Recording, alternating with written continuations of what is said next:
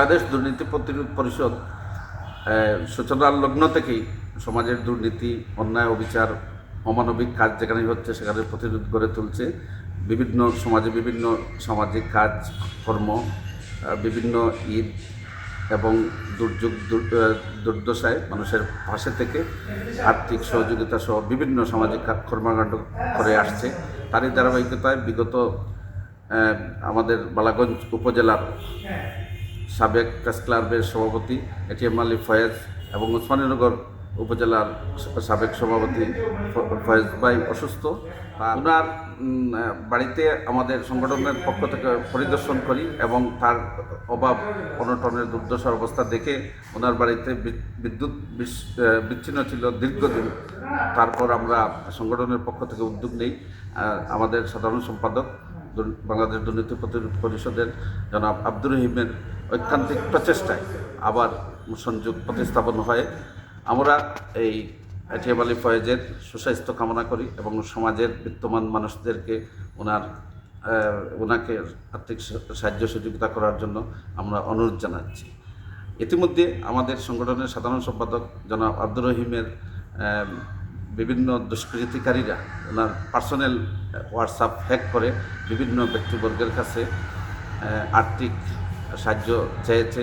আমরা সংগঠনের পক্ষ থেকে এটা তদারকি করেছি। যদি কোনো শরীর বা কোনো বন্ধুবান্ধবের কাছে এরকম মেসেজ যায়, কোনো সাধারণ মানুষের কাছে এরকম মেসেজ যায়, আমাদের সাথে যোগাযোগ করলে আমরা বিহিত ব্যবস্থা নেব। এরপর আমরা শুনেছি সিলেটের সাবেক স্বনামধন্য মেয়র জনাব আরিফুল হক সাহেবেরও এরকম সমাজের Ariful Haque সাহেবেরও personal WhatsApp hack হয়েছে। আমরা এসব দুষ্কৃতিকারী ব্যক্তিদেরকে যারা দুষ্কৃতি করতেছে, সমাজের আইন শৃঙ্খলা অবনতি ঘটাচ্ছে, তাদের প্রতি আমরা নিন্দা জানাই। আমরা আমাদের সংগঠনের পক্ষ থেকে যেখানে দুর্নীতি, যেখানে অবিচার, যেখানে অমানবিকতা চলবে, যেখানে অন্যায় অবিচার চলবে, আমরা সংগঠনের পক্ষ থেকে নির্যাতিত মানুষের পক্ষে দাঁড়াবো। আমাদের সংগঠনের প্রতি সবার প্রতি আমরা অনুরোধ জানাই আমাদের সংগঠনের জন্য সহযোগিতার হাত বাড়িয়ে আমাদের সংগঠনের উত্তরোত্তর সমৃদ্ধি কামনা করছি। সবাইকে ধন্যবাদ। বাংলাদেশ দুর্নীতি প্রতিরোধ পরিষদের সবাইকে আমার সালাম ও শুভেচ্ছা।